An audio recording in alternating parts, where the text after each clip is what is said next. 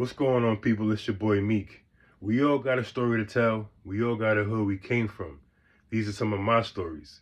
These stories will make you laugh, will make you cry, will make you say this guy is a nutcase, but it also will make you say these stories are interesting. This is Meek, and this is my hood stories. See you on the other side. Peace. This is part two to a story that changed my life physically and mentally. The Labor Day story, part two. All right, my beautiful people, we here. Let's get into part two of the story. The last time I left you guys, I was talking about looking for the dude that almost got me killed. Not metaphorically speaking either, literally, right? So I'm looking around for him, and I finally found him on his block, and he was in front of his peoples or whatever. And I pressed him. I was just like, yo, where did you go? You know what I mean? Like, I got into shit because of you, and you bounced on me. Like, what happened? He was like, oh, them dudes chased me off the block and this and that, whatever, blah, blah, blah. And I'm like, fuck out of here. Cause at the end of the day, how I am, I'm real old school. Like, if we all go somewhere together, we leaving together. You feel me? Like, I'm not the type to just bounce on you or whatever. You feel me? I'll let you know I'm leaving. I'll tell you, like, yo, let's go. We out, we out, we out. Now, if you choose to stay, I can't force you to come with me, but I'm gonna let it be known, like, yo, bro, we gotta go. But that's just how I am. This generation don't believe in that shit. They're a bunch of bitch ass niggas. But anyway, so he was a little smaller than me, you know what I mean? So I don't want to make it seem like I was a bully or anything, but I was tight. I'm like, yo, bro, like, you bounced on me when I almost got killed off the bullshit that you got yourself into. And me being the Captain Saberho, want to look out for my peoples. So, like I said earlier, he was around his peoples, and one of the dudes, an older dude, probably like 28, 29, maybe 30, was like, yo, fight somebody your own size. Like, you picking on him, he mad little. And I'm like, first of all, mind your business. Second of all, nobody's picking on him. This nigga almost got me killed. So we going back and forth. So eventually they like, yo, fight somebody your own size. I'm like, all right. So I fought this dude. Of course, I ain't dropping no names. He was a little older than me. He probably was around 28 or 30, something like that. Probably had like a good maybe 20, 30 pounds, because around then I was about a buck 70, buck 75. So maybe he was around 200, 210. I don't remember, but I remember him looking like more huskier than me. So we fighting, we going back and forth. I ended up getting the upper hand on him, and the dudes that was there tried to jump me. It just so happens one of my peoples that came from my block seen what was going on and was like, nah, because he was kind of like in a way a shot caller of our block, and I was cool with him. And he was like, nah, and ain't nobody jumping nobody. It's going to be a fair one. So it finished being a fair one. I ended up whooping a nigga's ass, as I do. You feel me? But anyway, so after everybody disperses and I'm ready to bounce, I never forget this because I had on a G Unit hat. And this was back in like '02, '03. And for the old heads, for the OGs, for the young G's like myself, back in the day, them G Unit hats was everything. Everybody had a pair of them shit. Not a pair, but everybody had a hat. So you already know. I had that hat on. I'll never forget.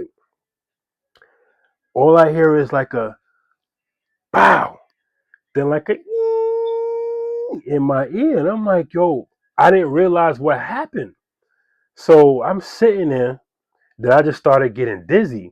So I remember walking to the gate, leaning on the gate. And when I leaned on the gate, mad blood just started like slowly just going over my eye. And I'm like wiping the blood out of my eye. And I like look up.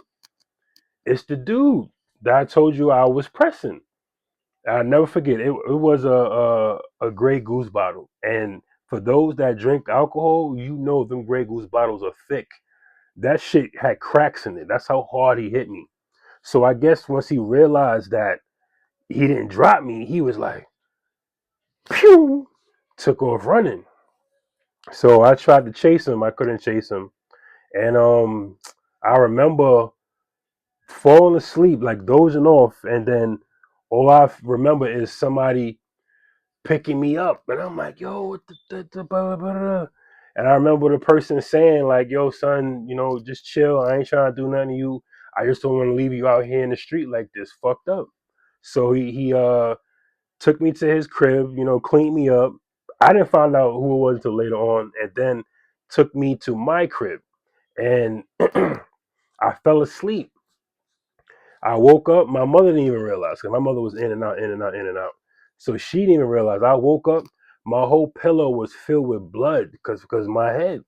So I ended up taking myself to the hospital. When I went to the hospital, they was like, "Oh my God!" It's like looking at my head, and I'm like, "What happened?" And they actually like took a picture and showed me. Cause I never looked at it. They took a picture and showed me, and I had like a gash, like this thick, and like you can see the white meat in my head. I ended up having to get staples and stitches. So I'm like, okay, I'm saying to myself when I see this nigga, I'm gonna kill this nigga, right? So fast forward about maybe 2 or 3 weeks later, I'm walking back from the liquor store with my homegirl and my homeboy, and for some reason, something told me to, instead of walking the normal way I normally would walk, like walk around the corner. So as I walk around the corner, who do I see? I see Son. So now I'm like, yo, I've been waiting for this. So I gave my homegirl the bottle, told my homegirl and my homeboy, like, yo, bounce. Now what happened? I'm like, yo, bounce. Like, don't worry about it. Like, this is all me. So he see me, he square up, I square up, because I'm like, I'm going to kill this dude. So he ends up swinging. I weaved it. And when I weaved it, I just caught him. Boom! Like, people said that I punched him so hard, like it sounded like a bah! Like a gunshot. Like people thought I shot him. That's how hard I hit him. Pause. And I don't know exactly what happened, but from what I was told, that I almost knocked out his eye. I cracked his eye socket.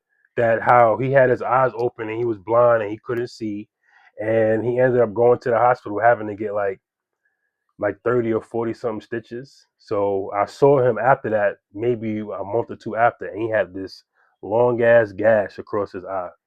I look at it like this: we even, because I don't know if you guys can see, but right here is the spot. Like it was about probably about that big when it first happened with the white meat showing. So we even, my guy. But yeah. I lived a crazy life if y'all ain't tell about my former stories. So yeah, Labor Day story part two. Stay tuned for the next story. It's going to be a good one. These are going to be my last two stories, and these are very special stories to me. So please stay tuned and check those out. As always, spread love, not hate, chase our dreams. Peace.